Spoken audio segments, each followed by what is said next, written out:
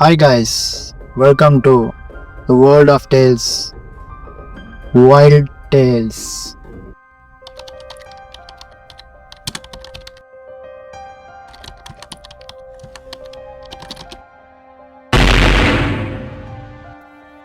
இந்த வீடியோ புரியணும்னா முதல்ல நம்ம சேனலில் ஃபைனல் ஃப்ரேம் வீடியோவை பார்த்துட்டு வந்தீங்கன்னா இந்த வீடியோ புரியும்.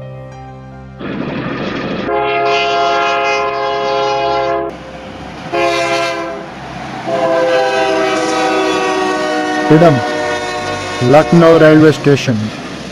நேரம் ஏர்லி மார்னிங் 7 AM. முழுசா இறஞ்சி போய் இருக்கிற டெட் பாடி ரயில்வே ட்ராக்ல கிடக்குது. அந்த உடலோட கையில ஒரு பேப்பர் இருக்கு. அந்த பேப்பர்ல chapter 4 when the hero betrays அப்படின்னு பிரிண்ட் பண்ணியிருக்கு.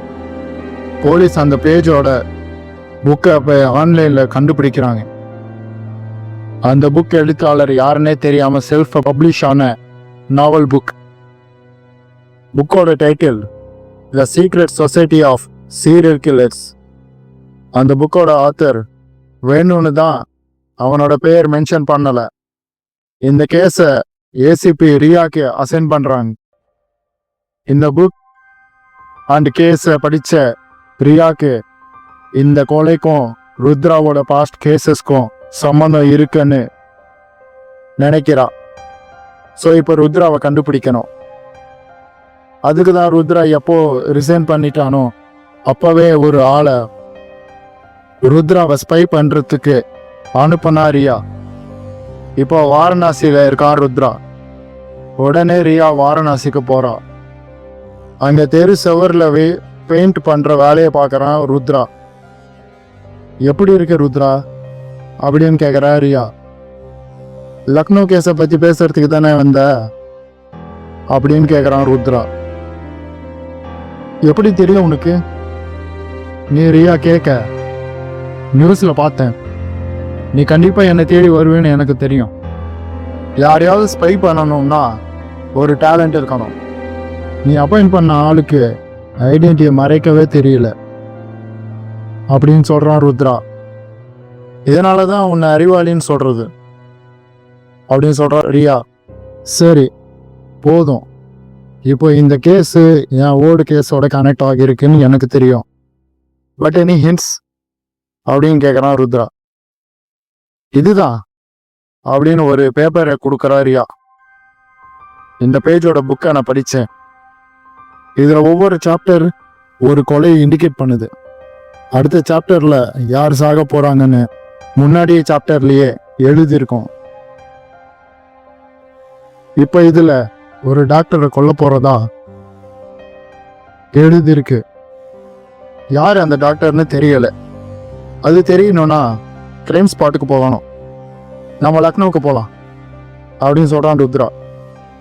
சரி நிறையா சொல்ல 2 பேரும் லக்னோவுக்கு போறாங்க. அந்த கிரைம் ஸ்பாட்ல ஏதாச்சும் ஒரு எவிடன்ஸ் கிடைக்குமான்னு தேடும்போது ஒரு கல் கீழே ஏதோ வித்தியாசமா தெரியுது. அந்த கல் எடுத்ததுல அங்க ஒரு விசிட்டிங் கார்டு இருக்கு. அதை பார்த்த ருத்ரா உடனே ஜிப்பே எடுத்துட்டு ஒரு சைக்காலஜி சென்டருக்கு போறான். அந்த சென்டர்ல டாக்டர் இறந்து போயிருக்காரு.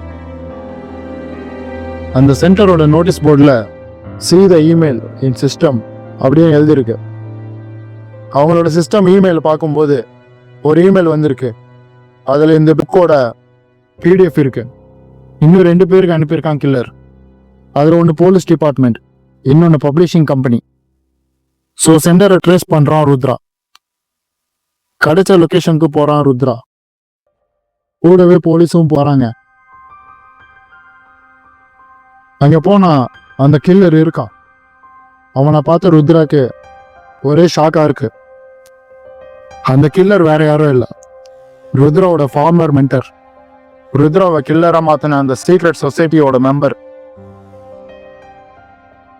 ருத்ராக்கு வெப்பன் டீலிங் சொல்லி கொடுத்தவன். நீ இந்த சொசைட்டியை பிடிச்சி கொடுத்தா எல்லாம் சரியாகும்னு நினைச்சியா? ருத்ரா, நீ வெறும் எலியை தான் பிடிச்சிருக்க.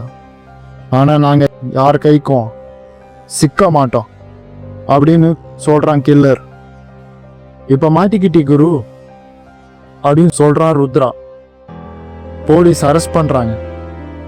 ஒரு இருட்டான ரூம்ல அதே புக்கோட நெக்ஸ்ட் சாப்டருக்கு பேஜை திருப்புறான் ஒருத்தன். ருத்ராவோட டோர் ஸ்டெப்புக்கு ஒரு என்வலப் வருது. அதுல சாப்டர் 10 அவைட்ஸ் அப்படின்னு இருக்கு. போலீஸ் அந்த கில்லரை அரெஸ்ட் பண்றாங்க. அவனுக்கு பின்னாடி யார் இருக்காங்க அப்படிங்கிறது இன்னும் யாருக்கும் தெரியல. இருந்தாலும் ஒரு வித்தியாசமான விஷயம் நடந்திருக்கு. இதுக்கு முன்னாடி ருத்ரா பிடிச்சு கொடுத்த அந்த secret society of serial killers, அந்த சொசைட்டியோட மெம்பர்ஸ் எல்லாரும் ஜெயிலிருந்து தப்பிச்சிட்டாங்க. ஸோ இப்போ ருத்ராக்கு ஆபத்து அதிகமாயிடுச்சு. அடுத்தது என்ன நடக்க போகுதுன்னு பொறுத்திருந்து தான் பார்க்கணும். See you all.